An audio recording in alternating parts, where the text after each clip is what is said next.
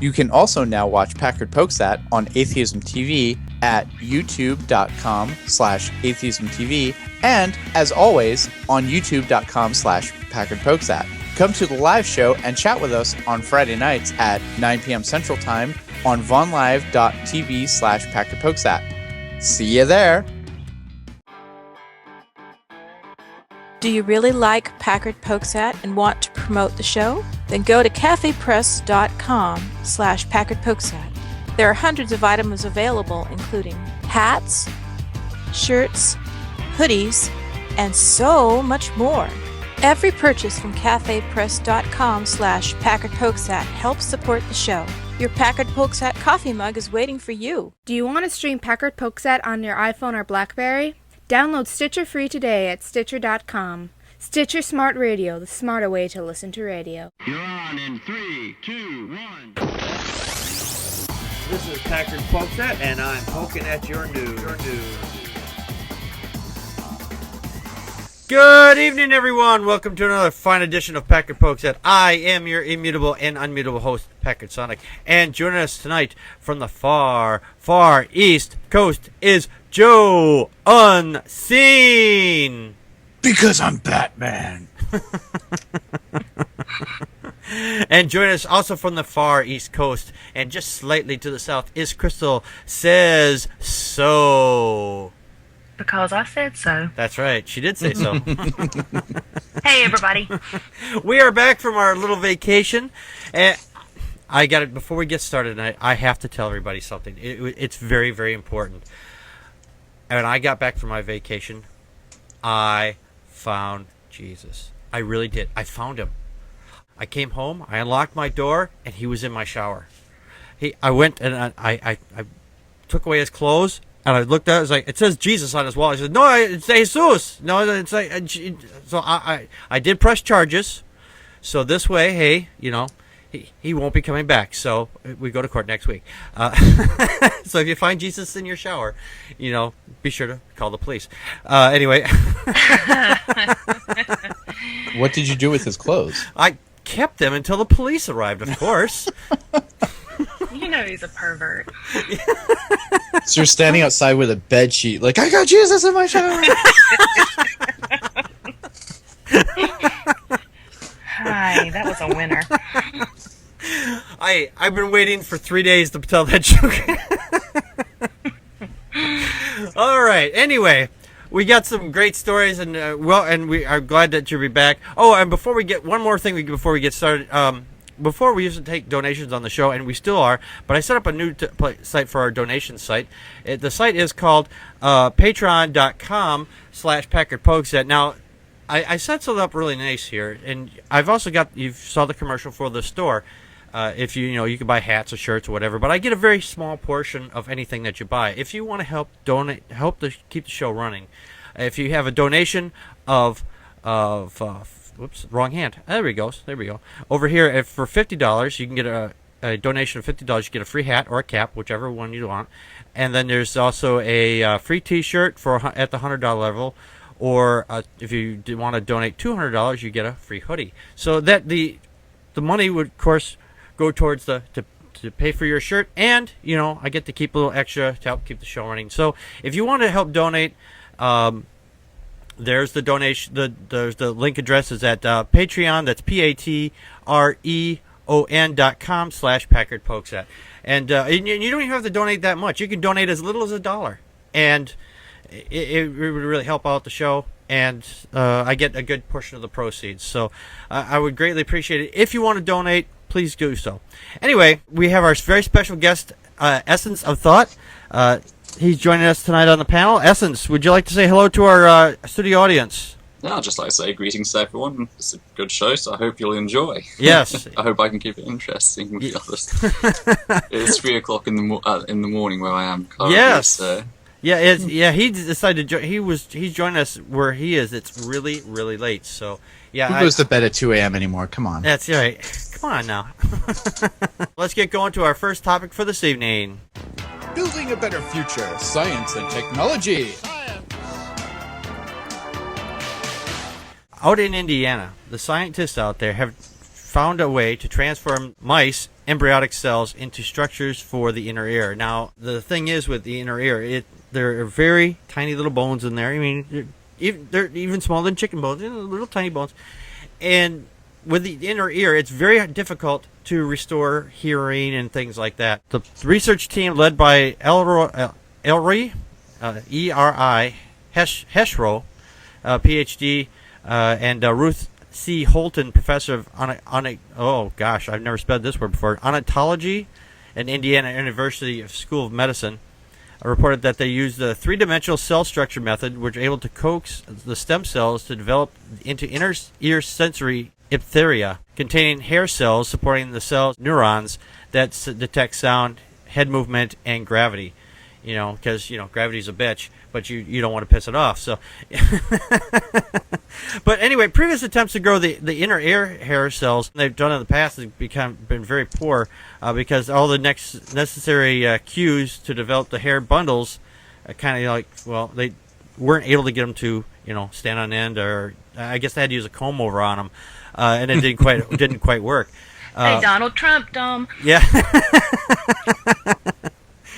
And you don't want to Donald Trump your inner ear hairs, the comb over is just terrible, right? But the fact that they're actually able to do this, it's just amazing that every day science for the win. Joe, your thoughts? Yeah, these inner ear hair cells are kind of like the gyroscope to the human body.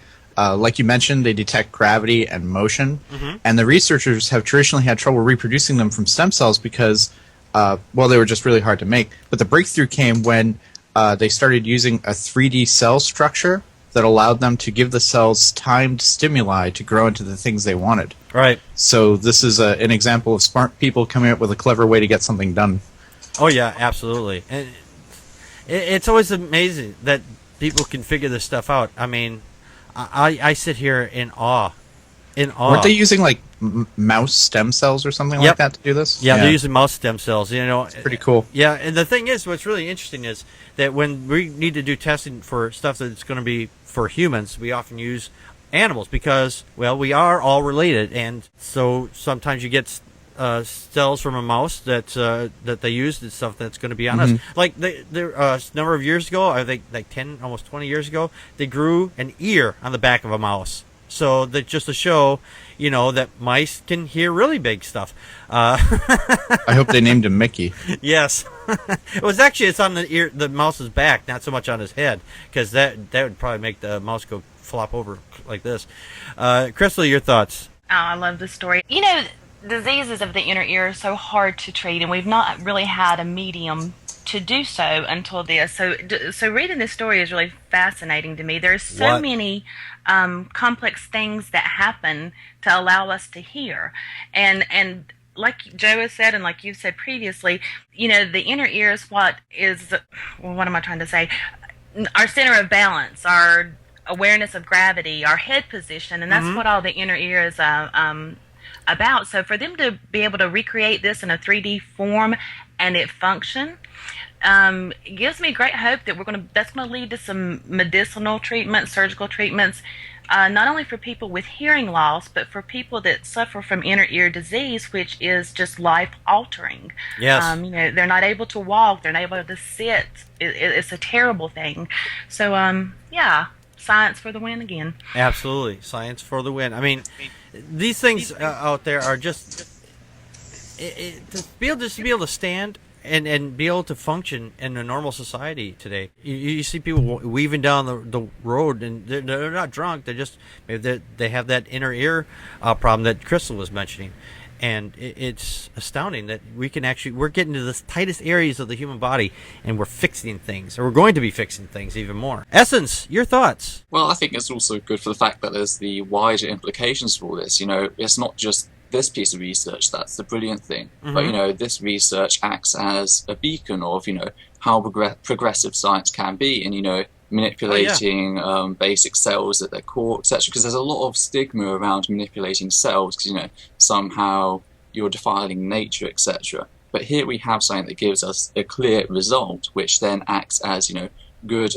PR for the research in general, Right. which then allows it to gain more backing, more funding, etc., and more public, support, which then allows it to go further. So you can start looking at different sort of things. You can start looking at repairing other tissues, like the eye tissue or the brain, possibly eventually. So, it's a very big stepping stone for a long journey. Yes. Yeah, absolutely. And it's just a nice fact that we can get in there and do this. And the manipulation of cells alone right there. I mean, there is a lot of stigma about manipulating cells. I mean, people think that, if we turn a cell one way, then the cell is going to turn into, I don't know, the Incredible Hulk or something. I don't know. Or the blob. Or the blob, right. The glassness blob. Yes, exactly. And the thing is, that's just not the truth, because they don't understand science. It scares them, and we need to with stuff like this going on, we're going to show them that, hey, science is helping people. Even if for the people who are out there who believe that, if they touch people, grab people's heads and shake them and go, oh, Jeebus, then they go off to the doctor and they have something like this done, they're going to give it all praise to God, all these hard people who worked all this stuff. But scientists are doing this work for you and me and everybody else. And the greater good. That's right, for the greater good for everybody. All right, well, let's get on to our next topic for this evening. It's the Onion Radio News. No, it's not. Yes, it is. No, it's not. Yes, it is. No, it isn't.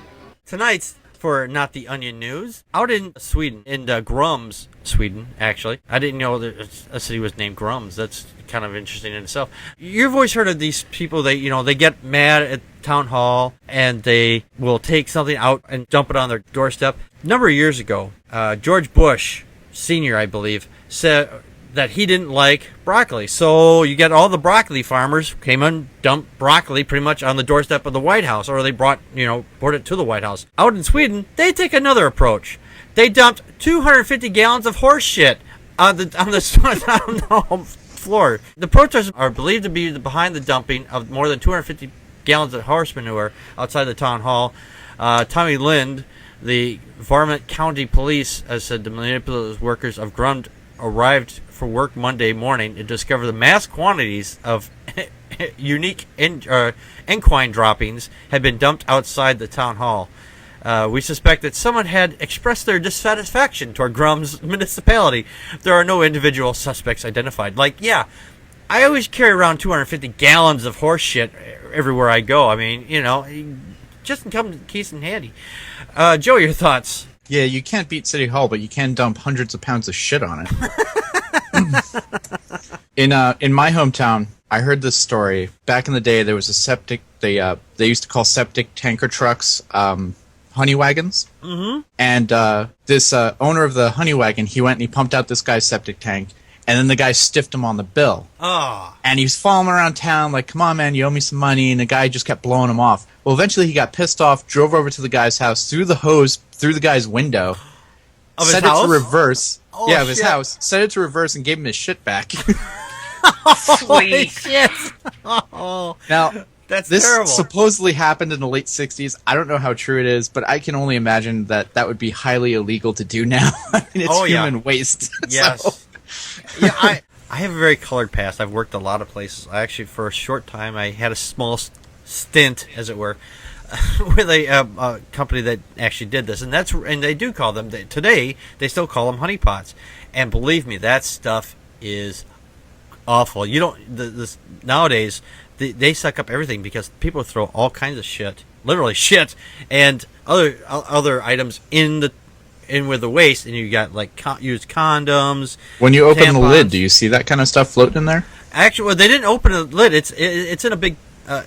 He had it set up with a farmer, or he had some land, and what he would do was he would take his truck out to this land, and then he would just open up the valve and just start driving very slowly until all the waste was out. But wait a minute, the guy you worked for used to just dump it on the ground on his land somewhere? Yep. That's exactly. Get out of here. That's what he did. Yeah. Because I asked one of those guys, where do you take it? And they said that they take it to a sewage treatment plant. Oh, yeah, right. Yeah, like they sure. I'm sure that there's people out there who are actually doing that. They're actually doing the right thing by taking it out to the sewage treatment plants. But, they get charged. How remote was this land?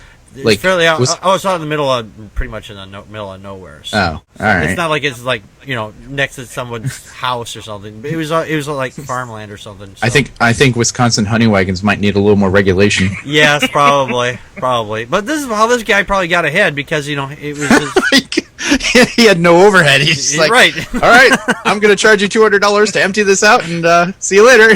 He drives out to his lane. He's like, "Bleh." Yep. And you literally, there's all kinds of materials laying out on the grass of this little field there. I can imagine all the waste stuff would eventually decay or or disintegrate or get rained into the soil, and that would just leave all the condoms and whatever else was flushed down the toilet laying there on the ground. Yeah, and he also had porta potties too, so he had suck those things up. Yeah, suck those things up. Oh, that's just nasty. Oh yeah. Oh, it stank. It really stank. But these things happen. Crystal, your thoughts? Well, we all know politicians are full of horse shit, so I think that was a pretty appropriate way to protest, and it's nonviolent, but I do hope that if they identify these individual horses, they're given a medal. Because I want to know how they got all that horse shit there, really. Since I live in Wisconsin, the northern section of Wisconsin, what they do is, if they're transporting liquid pig manure, actually, and they use this on the farms, and it's all pumped into a big round steel like a honey wagon, basically. It's just maybe a little bit bigger, maybe a little differently designed. But that's how they transport it. That's probably how they did it with this. But that was probably manure spreader. They just pile it all in and scraped it all out. So does Sweden not have security cameras outside their town hall already? I guess not. They, or at least I guess they weren't expecting to come out and find 250 gallons of horse shit sitting on their front doorstep. I mean, it's bad enough to find a horse's head in your bed when you wake up in the morning, but to find the excrement from the horse, that's a whole other story. Do you have any thoughts on that, Crystal? I think I'm all done. Okay. Essence. You guys have left me with so little, because especially at the end, Crystal comes in with the do have security cameras. Like, I was going to talk about, it shows such a you can bring that back up again. No, we don't care. Because over here, over in the UK or the US, the moment you do something, they have everything about you. They know everything about you. Oh, yeah. Whereas over there, you can get away with so much because they don't have this high security. Yeah. You're over in England, aren't you? Yeah. Yeah. And so there you guys see closed-circuit TVs everywhere. I mean, you can't go out to your bathroom without passing by a closed-circuit security. Yeah. We've got a lot of them around. But, Scandinavian countries, they're so trusting and so... Yeah. Everybody knows everybody. We don't know who would do this. I just can't imagine the employees' reactions when they eventually turned up and they just see this. Hey, you, go over there and go and sweep the shit. I feel sorry for the guy who had to clean it up. For at least for 250 gallons, he's gonna have some job security for a good couple of weeks. It's not like he's going to sit there, we'll just wait for it to rain and maybe wash away, Or they just put it all in potted plants around the offices, etc. We're going to make it really grow. They probably saw it as a present, not a threat. Oh, yeah, well, hey, look at us, the horse shit they left us. They didn't really love us. We wanted our plants to grow. Gotta look at it the positive side. All right. Well, let's get moving on to our next topic for this evening. They got paid for their sound bites and sold their TV movie rights. Out in Florida, there is a person who's using the stand your ground.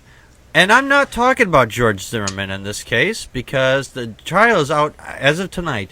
The 6 all-woman jury, with one black woman on the jury, is out for the night for discussion.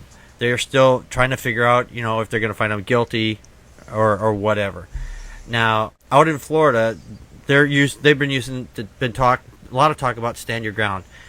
This story, of course, is not about George Zimmerman, but a closely related case. A Florida woman, she got 20 years for firing warning shots. Now, this woman, she's a black woman. She fired warning shots against her allegedly abusive husband, and she tried to use stand your ground because the guy had apparently been attacking her, and she didn't shoot him. She shot at the floor or the ceiling, one of the two, but she used this as stand your ground because she just, couldn't take it anymore, and she was basically being assaulted by her husband, which is very unfortunate. And if you're a man out there and you are assaulting your wife, girlfriend, or whatever, you're an idiot and a dickhead.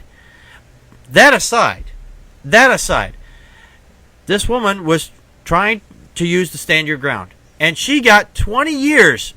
She got 20 years in prison for using that stand your ground. Now, the big difference here is because, one, she's a woman, and two, she's black. Now, I've been saying I've had several discussions online about this, that if the roles were reversed, if this were a black man with a white child, Zimmerman, and let's say Zimmerman was a black man, they would be after him, and there wouldn't be any much controversy. They would have thrown away the key. But in this instance, that's not the situation. It's a black woman who has had it, up to here with being assaulted. And now she's going to jail for 20 years. And now, you want to talk a bit about a miscarriage of justice? This woman, she didn't kill anybody, but she's going to go to prison for 20 years. Joe, your thoughts? Keep this case in mind when Zimmerman gets acquitted next week.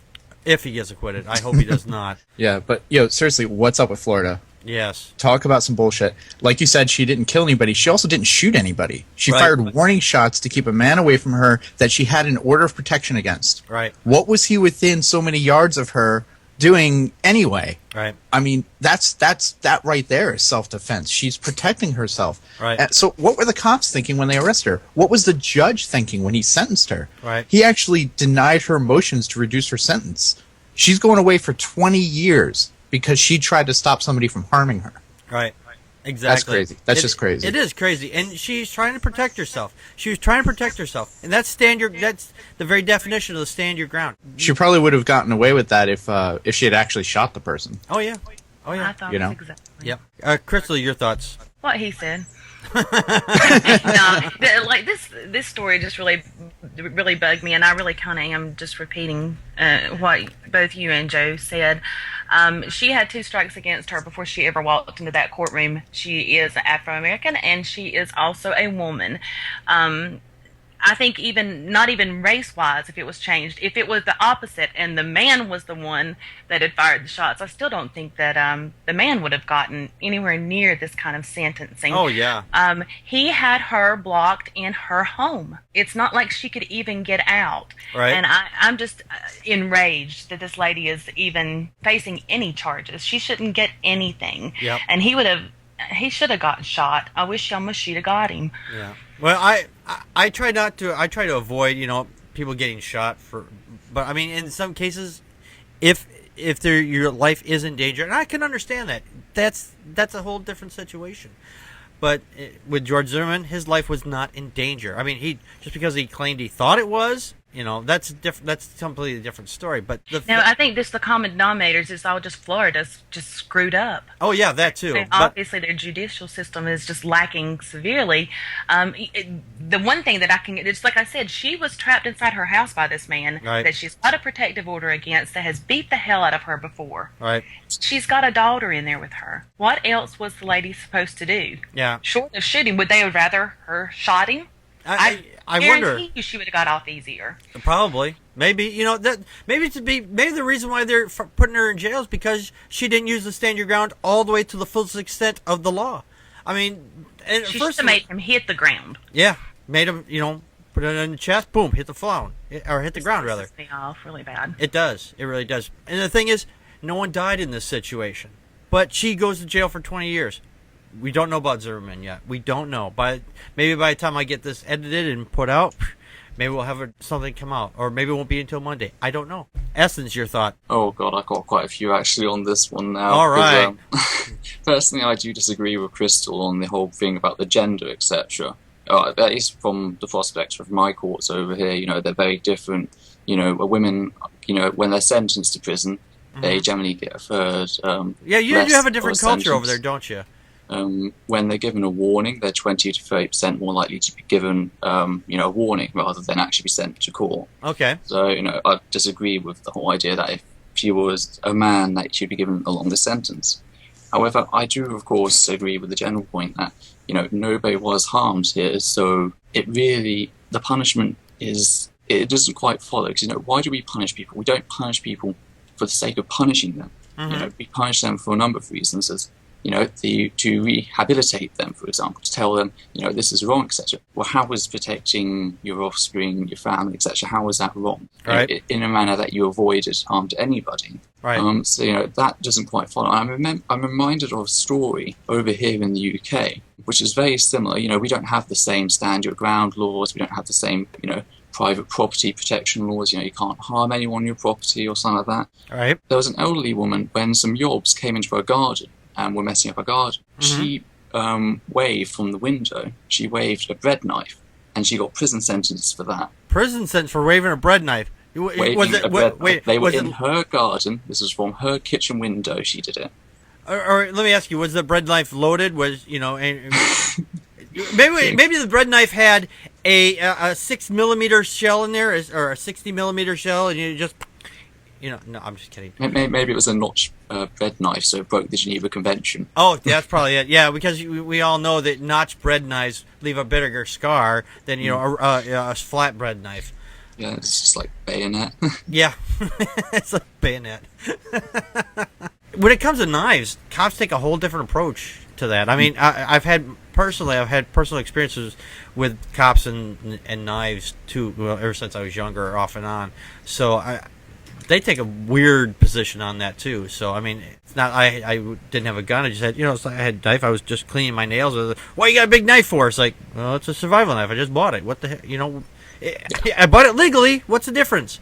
Mm-hmm. So, but yeah, as long as you're not trying to conceal it for harmful purposes. Etc. Right. Exactly. It's not. Yeah, I wasn't waving it around cleaning my nails. It wasn't a dagger. No, it wasn't definitely not a dagger. I have something like a dagger. Knives aren't good at killing people as much as people say. Absolutely, absolutely. This is completely outrageous. It's outrageous, regardless of my stance on the gun laws in the US. I do disagree with your gun laws. However, a lot of us disagree with our gun laws out here, so don't feel bad. Yeah, but it's still outrageous the fact that she did go out, make sure that she didn't hurt anybody, and she had the restraining order, etc. This wasn't a single incident. This was harassment. Right. That in itself, he has broken the law there by harassing her repeatedly. So. Yeah, and there was a very interesting point on that, because if someone harasses somebody down there and gets them enraged enough to come back after you, and then you go I'll pull out a gun and I'll shoot them. Oh, it'll stand your ground. That kind of bullshit, because then you're the person that enticed this thing to begin with and started the whole shit. But he's going to might go free, because the fact is he's the only one that's got, still alive to give testimony. And then, of course, he doesn't bother taking the stand because, he's a coward. But, hey, that's just my opinion. But anyway. All right. Packard, can I add something to this? Sure, absolutely you can. My sick bones just got through asking, has she appealed, because it was a clear miscarriage of justice. And I was just going to throw in there what a little I knew was that she was denied a new trial after appealing. So this was already an appeal.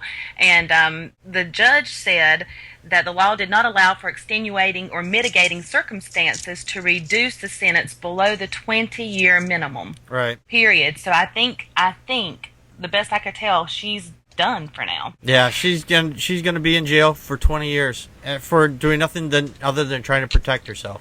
Yeah, but are the humanist organizations going to come all over this? Are they going to start protesting? I don't know. I would like to think so. I would really like to think so, that they get out there and they try to do whatever it is that they could do legally with this judge, or the court case, or whatever they can to help this lady, because this is bullshit. It really is bullshit. If you did the same thing to a bear, you'd be perfectly fine. You leave a warning shot off to a bear. Yeah. It's the exact same tactic. Exactly. Oh, yeah. Oh, shit, I better get out of here. Ooh, But it's really battleship. Joe, did you have something else you wanted to add? Yeah, again, My Sick Bones in the chat room said Go Amnesty International, but at the end of the article it did say that some domestic violence groups are rallying support for her. Oh, good, because I must have missed that part of it. But I'm glad, that I'm hoping that maybe somebody out there will be able to help this lady. I myself, I have no personal knowledge of Florida's laws, and in my personal views, the stand your ground laws are fucking barbaric, and they should all be removed and repealed. But the Republicans in office, they want everybody to shoot everybody else, give everybody a gun, and let them stand their ground. So. Even though this judge in this case denied her an appeal, that doesn't mean she can't appeal in the future. Everybody can appeal. You can appeal all the way up to the Supreme Court if you want to. That's right. So, there's that at least. All right, well, let's get on to our next topic for this evening. Our funny tweet tonight comes from Amos. I can't even pronounce this. AHMADZUL. And Admazul, and he retweets the autocorrects, and he says, "A pessimist's blood is always B negative." So.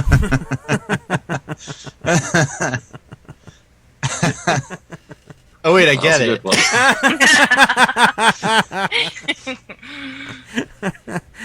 So all you haters out there, check your blood type, see if it's B negative. But anyway, so what's an optimist's blood type? B positive. Well, I'm pretty much an optimist. Now, is that science? I mean, is it real? I'm pretty much optimistic, and my blood type's B positive. Really, it is. It's B positive, so. I don't even know what my blood type is. How do you find that out? Crystal, how do you find that out? You have got to have some blood work and a type and cross-match done. Right. Oh. I usually just assumed it was cherry flavored, but they told me that it wasn't cherry flavored. Strawberry, actually. It's salty and sticky. Or you can go donate blood. If you donate blood, it'll come back. I'd pass out before they could tell me what it was. Yeah. always give it your all, unless you're donating blood. Right, yeah. Oh, you can get the smelling salts out and put them underneath your nose there. When I was in high school, they used to do blood drives, and the football team used to run to the blood drive and donate blood and be all excited about it. And I said, why do you guys love giving blood so much? And they'd be like, because it makes our blood thinner. We could go out in the woods tonight and get really drunk. Oh, that's funny. And it's true, too. Yeah. Economics, I suspect. It's the one thing of science the jocks knew. If we donate blood, we can get drunker, faster, quicker. All right, well, let's get on to our next topic for this evening. Hey, you guys! Practical Magic was supposed to be joining us tonight, but unfortunately, she had a little technical difficulty with her car and was unable to get out and join us tonight. But her shout-out was for Ellesun, that's ELLESUN, and on their profile it says skeptic, atheist, humanist, Mimi, I don't know what UU stands for. Fan of humor and unfettered inquiry. I support women's rights, men's rights, trans rights, self-determination. Out in Seattle, Washington, and she goes by the name Skeptical. So if you're tickling the skeptical, so. I just followed Ellie-san. So yeah, if you're out there on Twitter, and you're not on Twitter, why aren't you? Give Skeptical a follow. Again, that is ELLESUN. She could use the followers, and she has some nice tweets. I just had a chance to look at that a couple days ago, and looks really good. All right, let's get on to our next topic for this evening. Silly me, I've done this before, and of course, this is Packard Pokes At. If this show goes completely right, you're not drinking enough. Apparently, I need to be drinking more because I forgot to do our religious story topic for this evening. So let's do that now.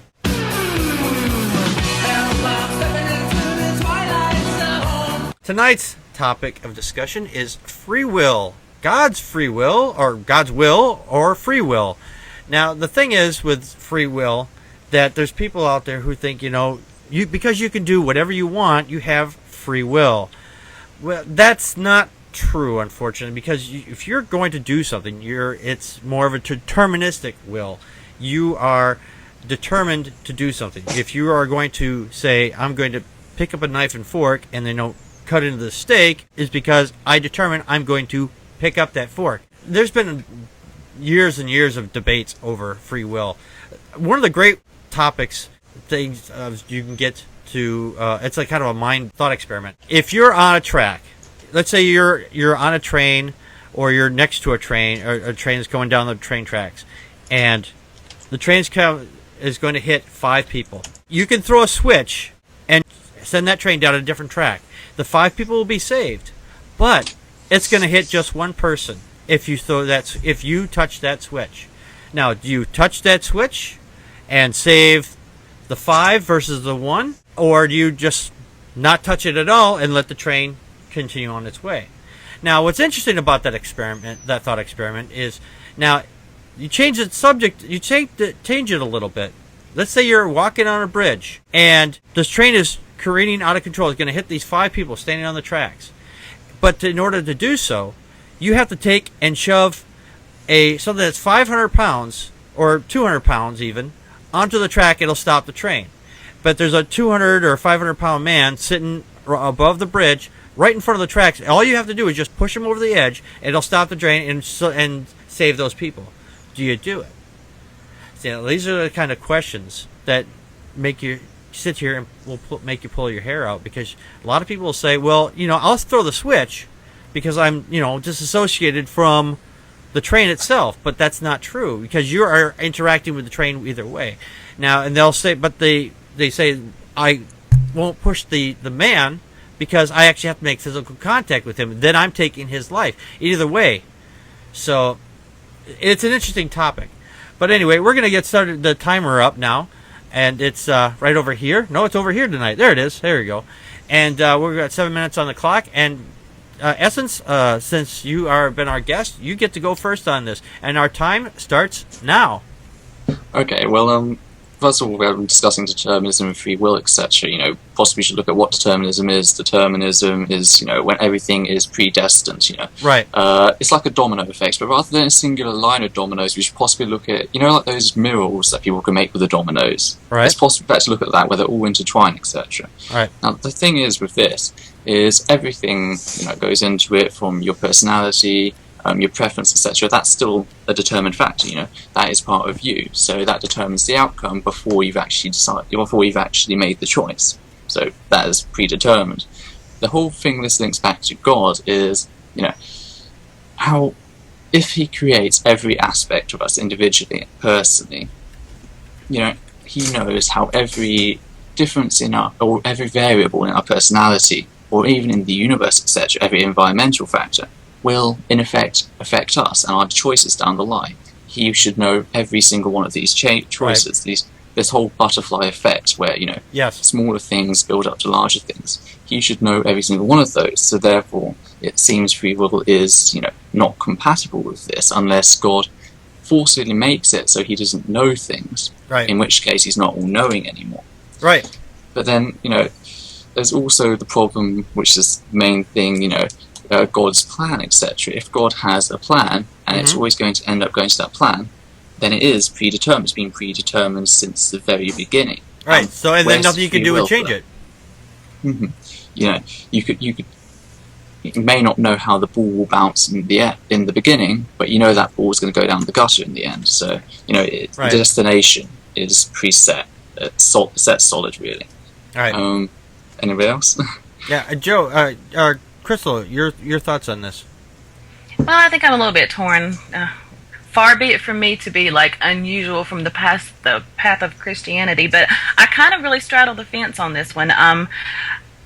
I've got a favorite Bible verse, not that I'm one to go back and refer to the Bible, but in Proverbs 16, verse 9, it says, "A man's heart deviseth his way, but the Lord directeth his steps." And I think that's kind of the way I come to the conclusion. I believe it's a little of both ways.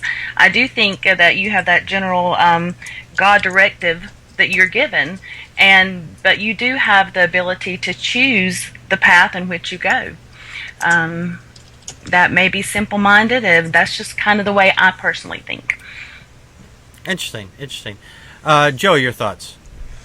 Yeah, one day I decided to go down to Barnes & Noble and pick up the Sam Harris book on free will, and halfway through reading the book, I was left wondering, did I actually decide to go down to the Barnes & Noble and buy that book? And that's all I have to say on it. Did I hear the buzzer? You No, we don't have the buzzer yet. We got about 4 minutes yet, Joe. Come on, fill that in. So then, I was at the train station. Oh, come on now, Joe. I've heard that train station argument before. I think it was actually in the Sam Harris book. So actually, I saw that. I actually heard that on a podcast or audiobook for Free Will and Determinism.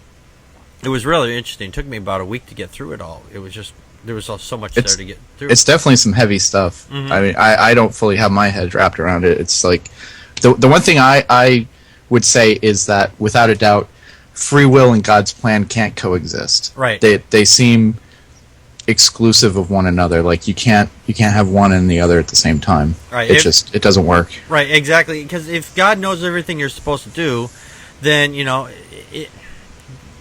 then he judges you based on what you do. But he already knows what you're going to do, so it doesn't make any sense. Why is he going to? Then why even give you choices? Right. Exactly. It doesn't work. It's exactly.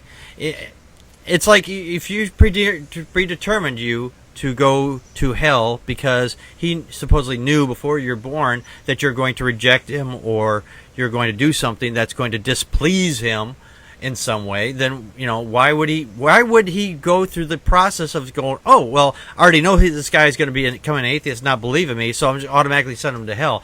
So what kind of a monster would do that? So just for the sheer thrill of watching someone come through life just to kill them and make them burn at the end. That's right. That's pretty monstrous. If God created everything and everybody, then he created you with a mind that would allow you to ask the questions to eventually become an atheist. Right.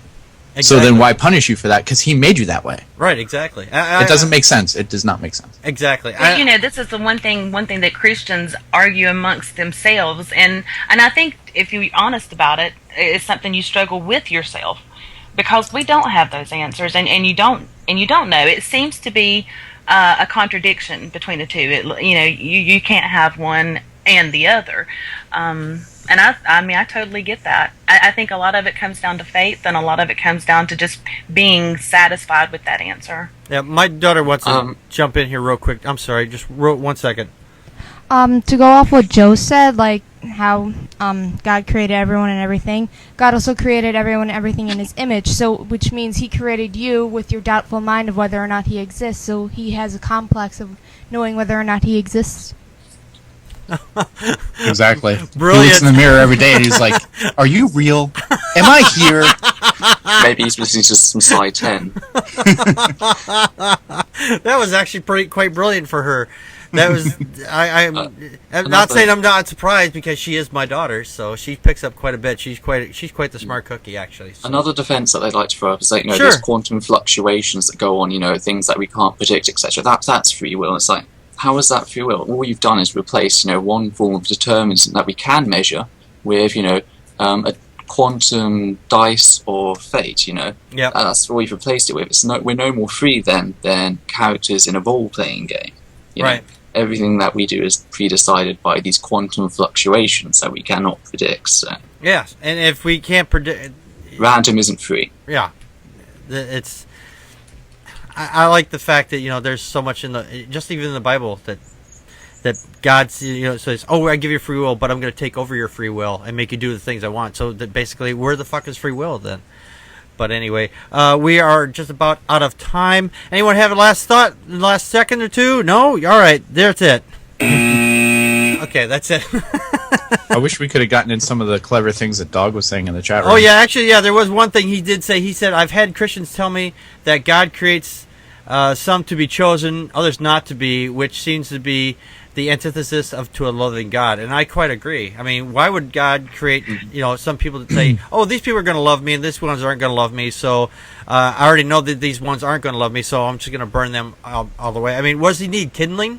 I mean, if they're going to be there forever, I mean, do the souls burn up and then eventually evaporate or something? So he has to keep restocking it, It's like going to the local wood shop and going, oh, I need starting wood for the flames, If God exists and this is his plan to predetermine people are going to burn in hell forever, then he's a fucking monster, and I want nothing to do with him. All right, let's get on to our next topic for this evening.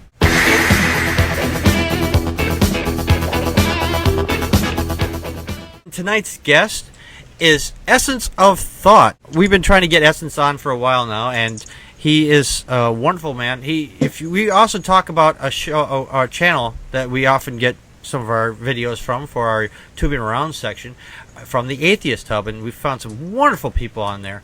And he is one of the people who started the Atheist Hub, and he is got together with a bunch of other people and got them to say, hey, there's these other channels out there, us being one of them, doesn't have a whole lot of subs right now, but they're good channels, and they have a lot to contribute to the YouTube community.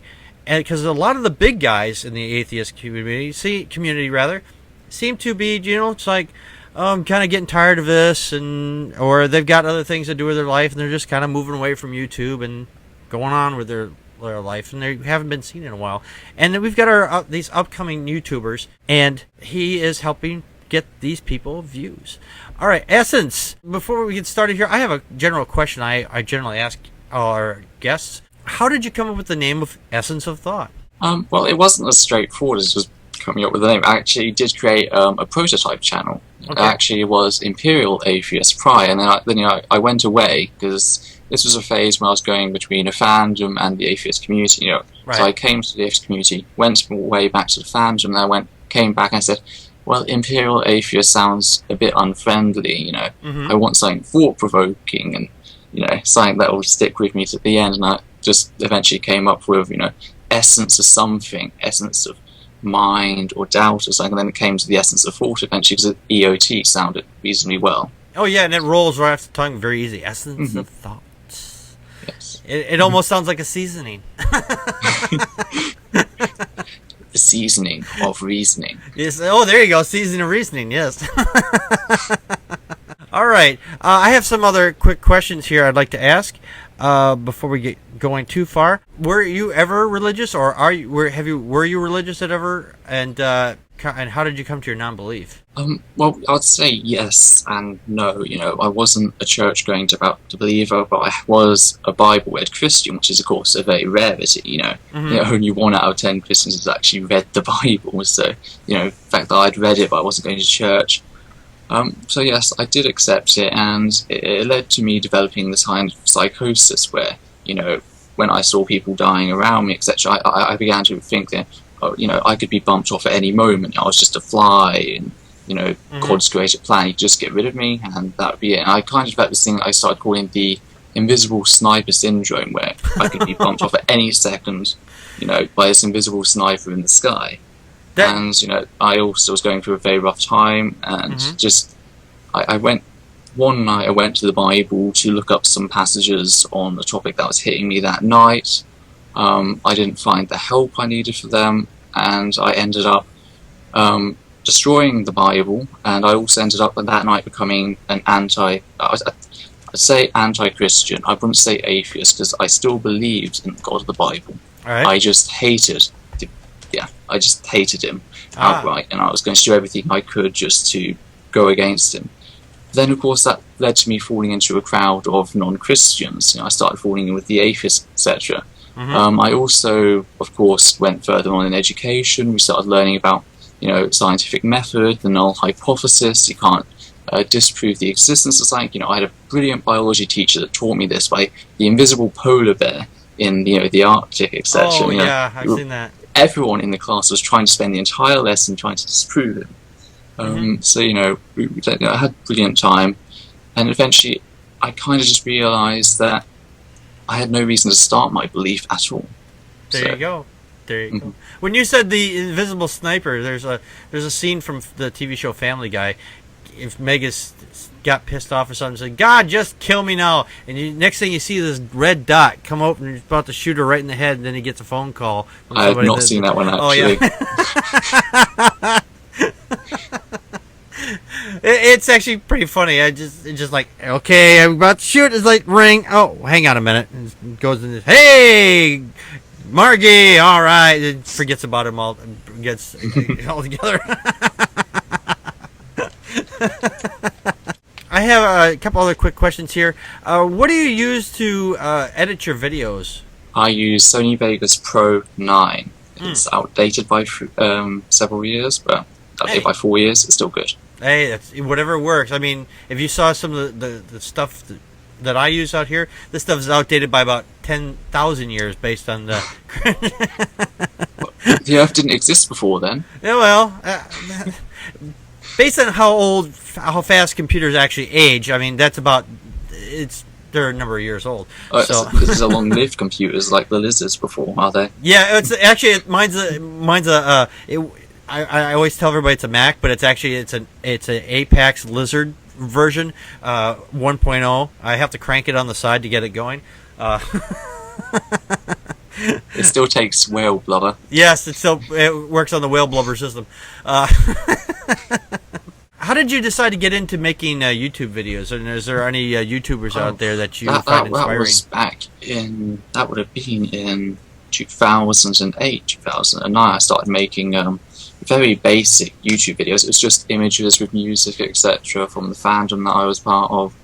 And, it would just be changing to the music, telling a kind of story within the video. And that was it, really. I then advanced to some music videos, actual video footage, etc.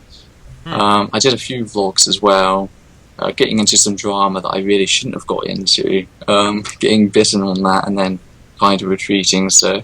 And then, I just came to the atheist community and I just started giving my opinion and it just went from there. Okay, all right. Is there anybody on YouTube that you find inspiring or you find that's interesting? Cheeky Vinto08 has been an ally and a friend for a very long time. We did not actually get along when we first knew each other.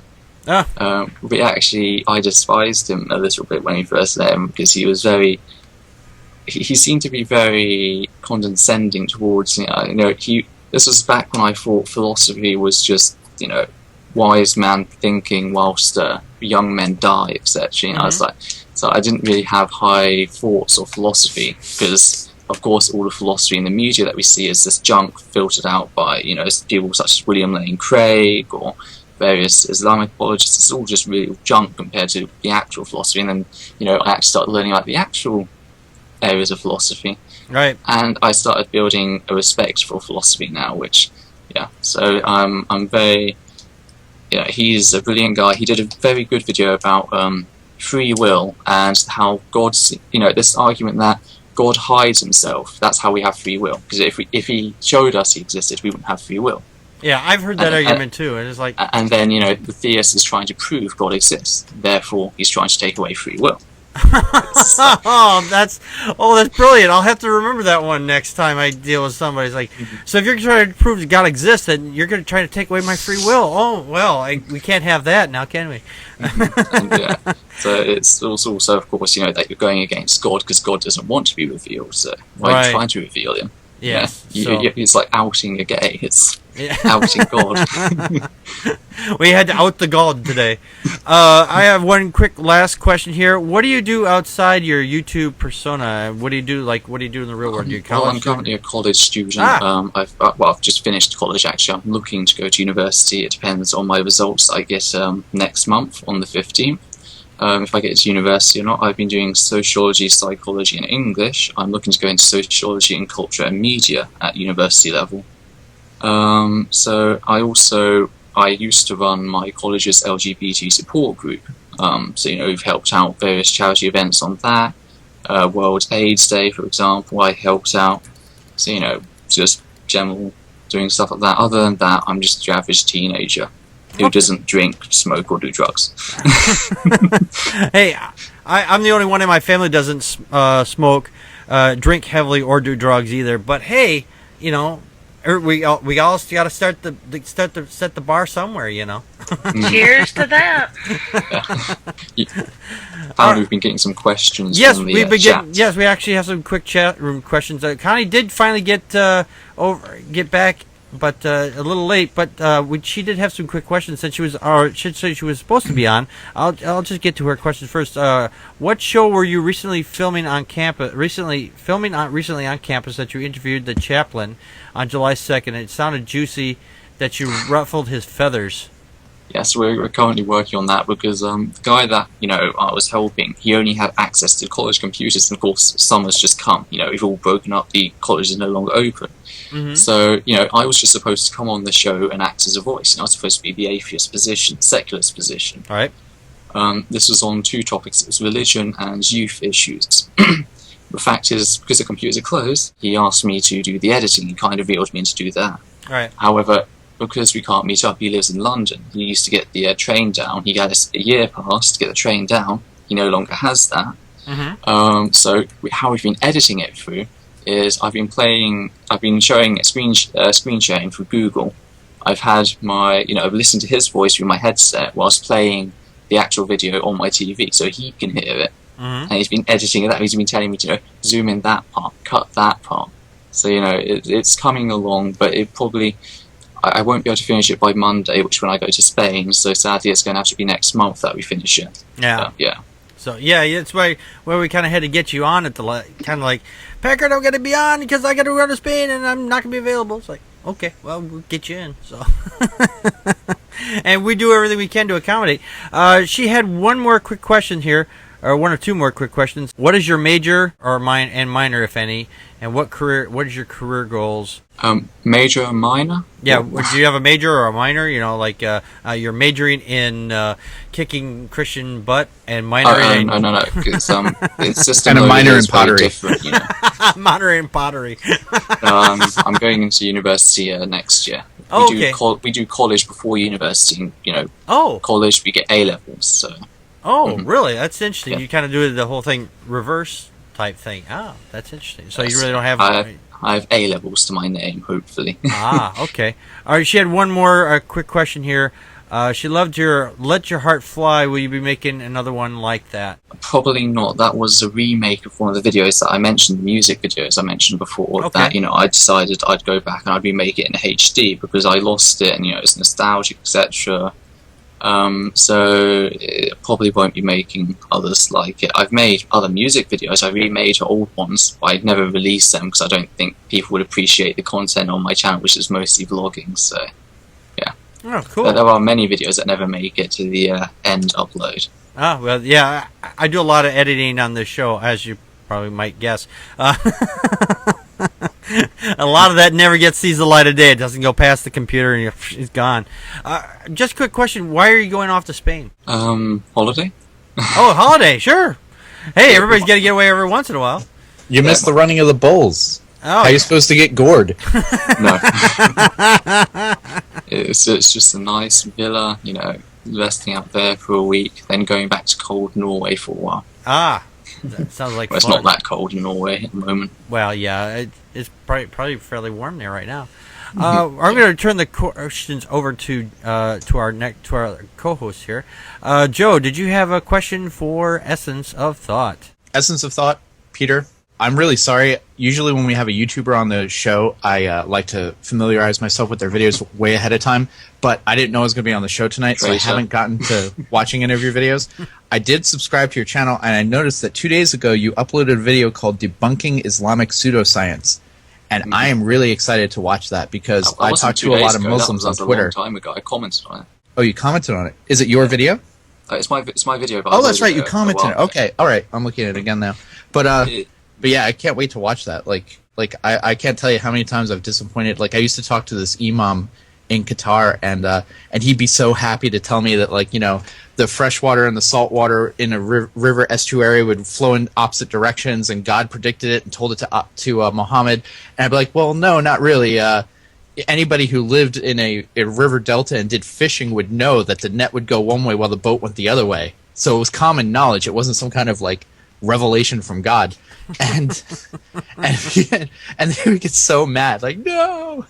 So yeah, I can't wait to watch this video. Yeah, you kind of also they do mix. It's just they mix at a very slow rate. That's the thing. Yeah. And it's density. The water is salt water and fresh water are different densities. They have different temperatures, and so they flow at different levels. My Halo client. Yeah. What's that? First of all, it started off a video in response to Hellasmore, who did, the Richard Dawkins and the Halo Klein, which is where in some caves underland caves, the salt and fresh water are somewhat separate. They do diffuse slowly and they do mix slowly, but it's such a slow rate because of the pressure, because of the oxygen levels, etc., that they're trying to pass it off as some great miracle. It's not an insurmountable ban, as the Quran says. But even after doing this, I still go. I'm on the Islamic versus Christian pages because I like trolling both sides. If one of them's making a comment how the other one's violent, I'll go and find quotes that are violent in the other one's book, and I'll start making them tear each other apart. But the salt and fresh water one, they still post the same pictures. The river deltas mixing, and I don't seem to understand that all the sediment is carried to a certain point where suspension is then cut off, and that's when it cascades down, giving it the effect of a solid barrier when there is none. It's just an effect, it's like a curtain of falling sediment. Interesting. Yeah, I mean the whole fad right now with online Islam seems to be, well, there's revealed science in the Quran. Just look at the knocking stars, another popular one. And, I looked into the history of that, and Muslims, before the discovery of quasars, attributed the knocker as being Muhammad. He's coming along and bringing Allah's message. And I've actually told that to Muslims, and they'd be like, oh, it's like, yeah, you only thought it was a quasar after quasars were discovered for real. Yeah. That's like filling in it's like, oh, I already knew that they were going to win the lottery after they won the lottery. Yeah, exactly. Yeah. It's also, you can find numbers that get to any specific date that you want in time. It's actually like the moon landing one, the whole the moon will be split, etc. One theist on the debunking Islamic pseudoscience from the fresh and salt water posted comments about this whole moon landing prophecy, and it's like, well, no, it said the moon will split, and then they've taken numbers throughout the Quran, etc., and they put it together. It's doing that all mathematics to try and get the date of the moon landing. Yeah. So if it was about the moon landing, it wouldn't say the moon will be split in two. It would say man will land on the moon. Right. Exactly. Unless somebody actually sets off a nuclear bomb, in which case the moon accidentally splits or something, and they go, oh, look at that, the moon split. It was in the Quran. It's like, yeah, after we went up there and we actually did it. Now you're just cherry picking at that point. But clearly, Peter, you're reading it out of context because you're not reading it in the original Arabic. That's another thing. I reject that statement on all texts. The reason I reject it on Christianity is because the Tower of Babel was, that God's issue. He created the different languages, etc.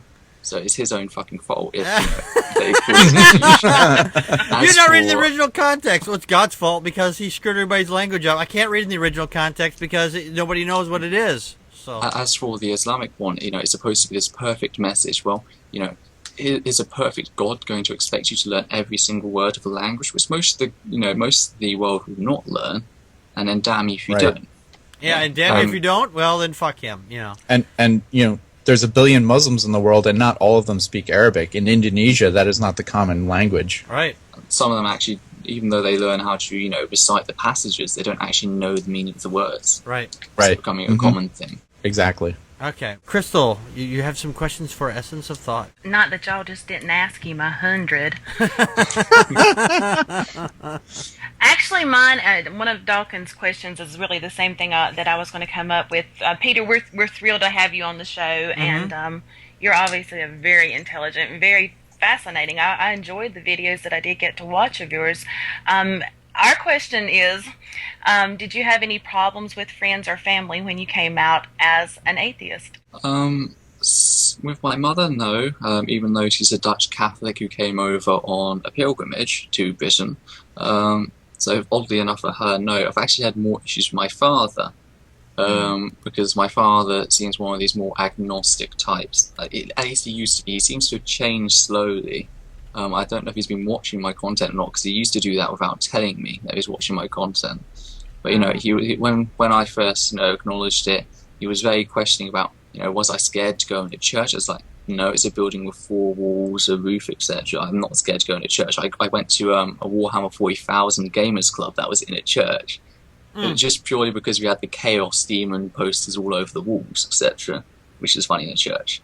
But then it was also. There's one time when they went to choir, and I just don't like singing. I don't have a very good singing voice. Oh, come on, you can sing a bar for us. I'm just kidding. Go ahead. No.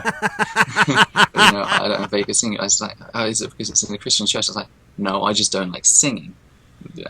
I still went because my little sister then overheard and was like, the little sister, she over here, she gets expectations, so I went for her.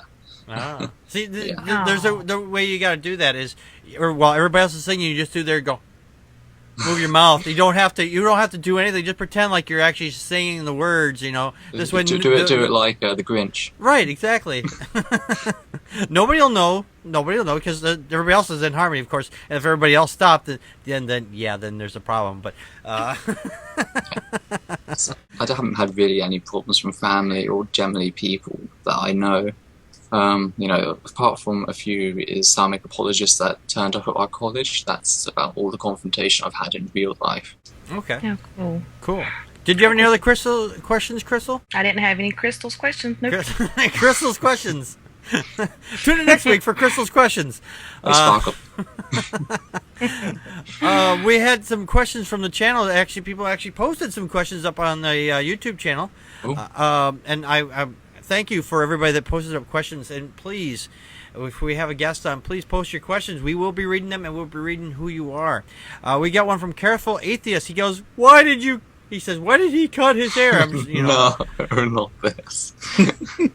We actually had a Dazzle Tag said the same thing. It's also, I miss your hair. So maybe you need to, put them in a lock or something and send it to these, you can make a fortune. Next fundraiser that we have, next fundraiser, I'll get like glass vials and put some essence of thought hair. There you go. Guaranteed to save you from religious zealots. That'd be $49.95. Yeah, some people like it, some people hate it. It was also a divide in my family. A lot of my family hated it. A lot of my family liked it. Same for my teachers. The English tutors. One of my English tutors loved it. One of my English tutors hated my hair. So it goes right down. It caused a divide. My hair is almost like a religion. It divides everybody and causes chaos. My hair's religion. It divides and brings others together. So you might want to have that hair tested.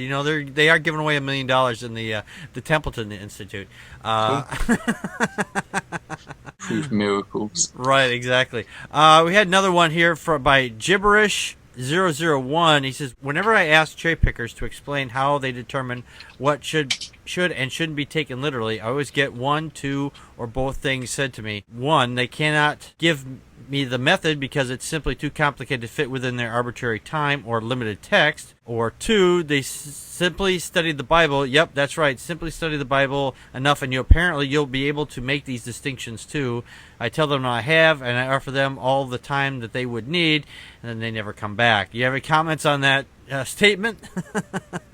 Yeah, it's really the same things that go around, etc. I've read the Bible twice now. Because I read it once as a Christian and then once afterwards, just to make sure that there wasn't something that I missed, etc. Right. I don't remember all of it off by heart. I can't say I do that. There's a lot of it that is just junk that does just go through one ear and passes out the other. Right. However, of course, I remember the highlights and I remember them quite well in their context. And generally, when it comes down to things, going further out of the context is generally worse to the theist than actually, very tightening it down. Right.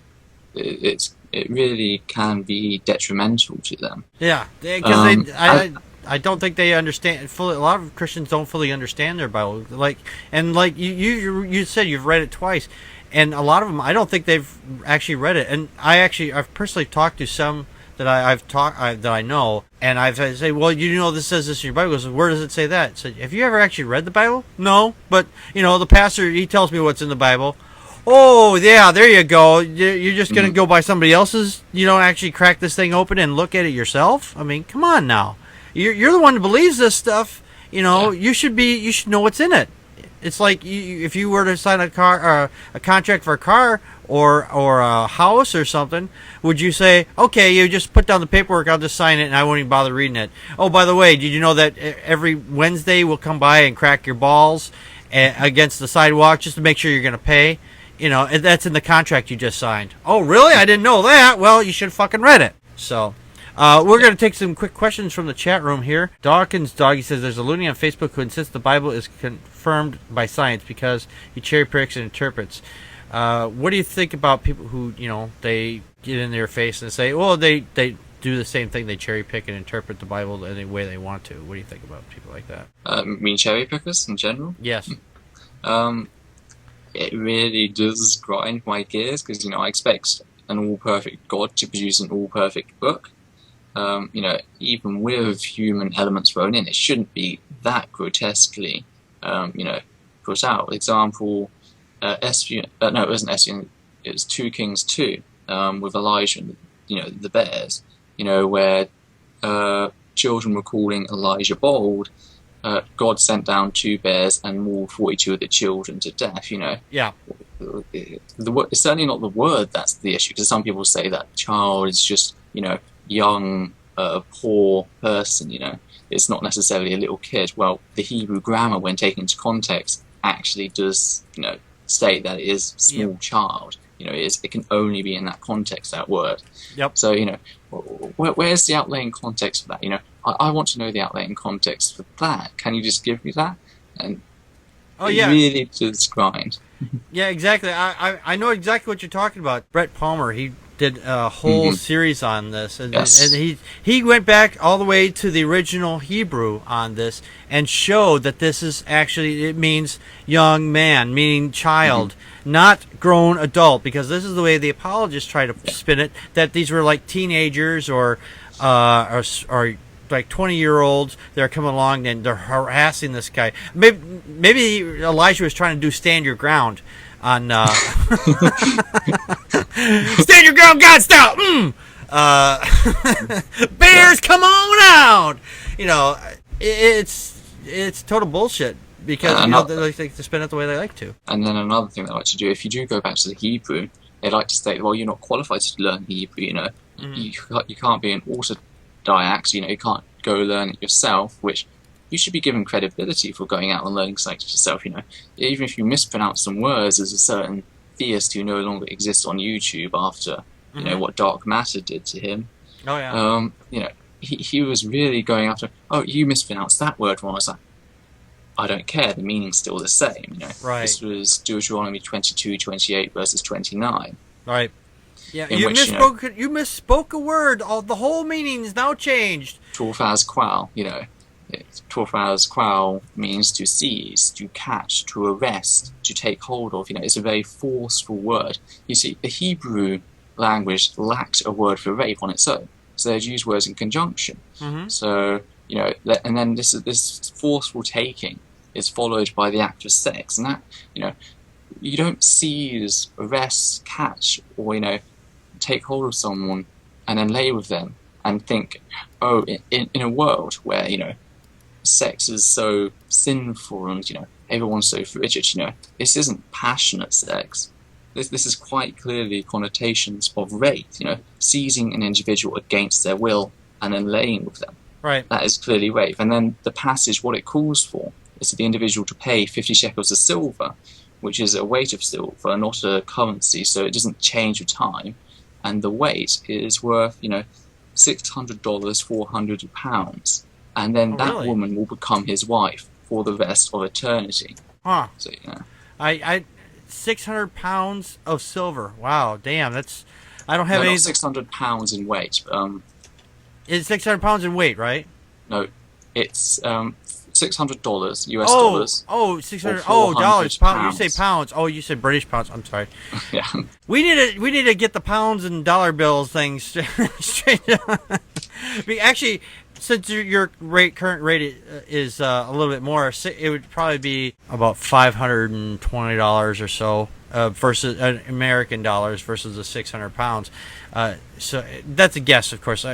Actual price transitions are not actual to scale, of course, but I don't think it's like say, okay, I'm going to give somebody my computer, you give me your woman, or my iPad, Another thing they like to say, well, maybe it was currency. Well, if it was currency, today's worth of that currency is 8 to 11 pounds, British pounds.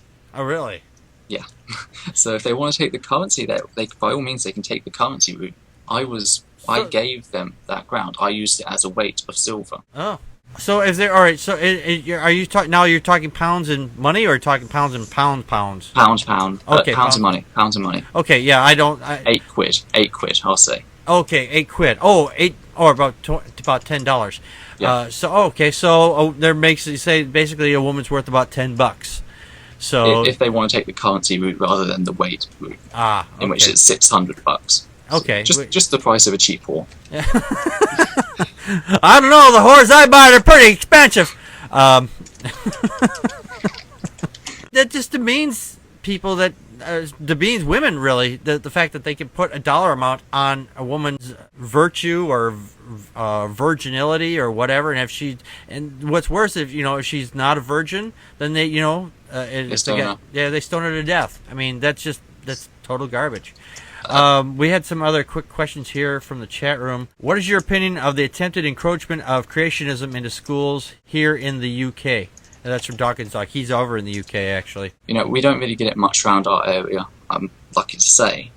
Right. Of course, it's going to be an issue.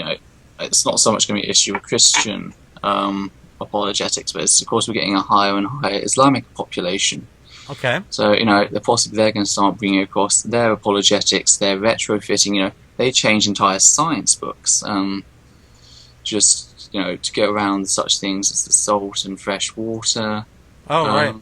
Yeah, so it's really detrimental. Okay. We have a couple ones. Practical Maggie, she says, do you still think it's not Christian faith? I have a problem with its Christian control. I'm not sure exactly what she means by that, but... It was a statement from my video, my story. Okay. Christian to atheist, when I stated it isn't so much the issue of Christianity that I hate in itself, but it's more Christian control. Mm-hmm. I don't hate the Christian people.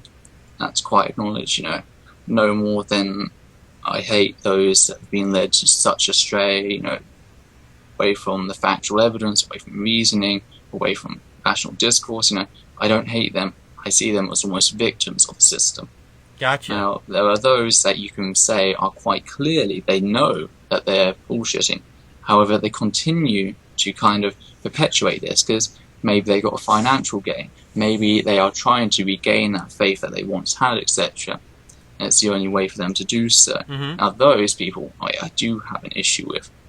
They're very much like a virus, almost, that they'll get into the cell, and they'll take control and they'll turn it to their own devices, almost like, how the preachers get into the minds of the people and turn them to their own goals, It is very parasitic, it's very disease stuff. Oh, yeah, absolutely. Do we have anybody else that had a question here in the chat room? Practical Mag said she loves the virus parasitic analogy. EOT rather. She also wanted to know if he played a musical instrument. Oh yeah, she did. All that earlier. Yeah, she said they kind of answered her question. Oh, I can't play musical instruments. I am terrible with my hand-eye coordination. Only recently have I really started no longer having to look at my keyboard to type, and sometimes I still do, Oh, I can't. Yeah. I've got no coordination. I've tried learning musical instruments before. Not to any avail. It started off with the flute, tried the keyboard, a bit of piano, and then a bit of guitar. Nothing came to it. Yeah, I know what you mean. I know where all the keys are, kind of, but I still, but I'm a fast typer. This is how I type. So, but I know I can type pretty well, for 2 fingers. So now I can play the hell out of the flute, but I cannot type to save my life. I'm getting better at the typing. It's certainly getting better. I'm not. I'm so pedantic in my spelling as well. Yeah, I'm the guy that goes back and erases old comments on Facebook just to correct them. I've done that. It's like, damn it, I misspelled a word. Erase, copy, paste. The fact is, when you're arguing with someone on some of these groups, etc., the moment that you misspell a word, they're just going to flag that word up, and they're just going to totally divert the conversation to that. Oh yeah, it's like, oh, you misspelled a word. Oh, your spelling mistakes. You must be a stupid because you're spelling mistake. It's like, No, it's called a typo. It doesn't not necessarily mean I spelled it wrong. It just means my fingers don't know what the fuck they're doing. Mm-hmm. More questions? I think that's it. Yeah, no more questions from the chat room. All right, then if there's no more questions, I guess we're just going to get going here. Essence, Peter, I want to thank you for coming and joining us here on the show. And please come again. And if you get a chance to, if you're up at this late hour that you probably won't be up at 3 a.m. over in your area. My probably going to get me getting up for work in half an hour. Right, unless you get up for work for half an hour. Yeah, so stop on by the show and say, hey, how you doing? But we'd love to have you back on again sometime in the future. But and the people out there who want to contact us, we're out on Facebook, and you can reach us by email and all kinds of nifty ways. So we're going to tell you how to contact us right now. Would you like to contact us? Your host, Packard Sonic, and his very honored and crazy co-hosts, with occasional guest hosts, enjoy your comments or suggestions. You can reach us 28 hours a day, 8 days a week on A Can on a String, Smoke Signals, Star Trek Communicator? Those may not work, but you can contact us on Twitter as Packard Pokes At, and by email at packardpokesat@gmail.com. You can also listen and join in the conversation live Friday nights at 9 p.m. Central Time on vaughnlive.tv/PackardPokesAt. You can find past shows on iTunes, YouTube, Mixler Radio, and Stitcher Radio. Help us out by rating, commenting, subscribing, retweeting, and reposting the show wherever you can. Click the like button on Facebook/PackardPokesAt to join in the conversation. Would you like to help keep the show running and pick up some awesome Packard Pokes At merchandise? Visit cafepress.com/PackardPokesAt today and buy hats, shirts, or one of over 300 other items that are also available. Visit packardpokesat.wordpress.com for links to the news articles covered tonight and more information on this or other episodes. We hope you enjoy the show. Thanks for listening and your support. And thank you, Joe. Wow. Are you out of breath, man? Because you do that so fast. Sometimes Penn and Teller reveal magician secrets, and the secret is that's pre-recorded. No! Don't tell me it's pre-recorded. I was not actually speaking just now. That I was actually like paying attention to the chat room and checking my Facebook on my phone. You've been sucking on your thumb. You told me every time you did that it was live. You lied to me. No, thank you, Joe. You did a great job on that, actually. Thank you. I am a little out of breath. Yeah. I kind of thought so. All right. Well, anyway, we want to again thank you to Essence of Thought for joining us here on the show and coming again. Thank you, Peter. Yes. And thank you for having me on. You're welcome. You're very welcome. Putting up for me for that long, it's quite a record. 1.5 hours putting up with me. That's all right. That's all right. The conversations at the end are always the best part. Oh yeah, absolutely. But anyway, we want to thank you, Joe, for filling in for Practical Magic because of her little issue that she had. But that's we get that occasionally on the show. I mean, nothing. If you're watching this show on Friday nights at 9 o'clock and you're here in the live chat room, don't expect to have a perfect view because it don't happen. That's all done with editing. If you don't know that one by now, just watch any TV show. You think that all happens in real time? No. But anyway, if you want to join us and see us fall apart, as we often do, you can come out and join us at vaughnlive.tv/Packard Pokes at 9 p.m. Central Time. That's 10 o'clock Eastern and 7 o'clock Pacific. And Mountain Time, I don't know, it's somewhere in there. It's 8 o'clock Mountain Time. So if you want to come on, join the show, happy to have you out here in the chat room. And we want to thank everybody for coming. And we'll be back again next week. So come and join us and have some fun. And if you want to, of course, you want to find us on Twitter, we're out there. All right, that's it for us tonight.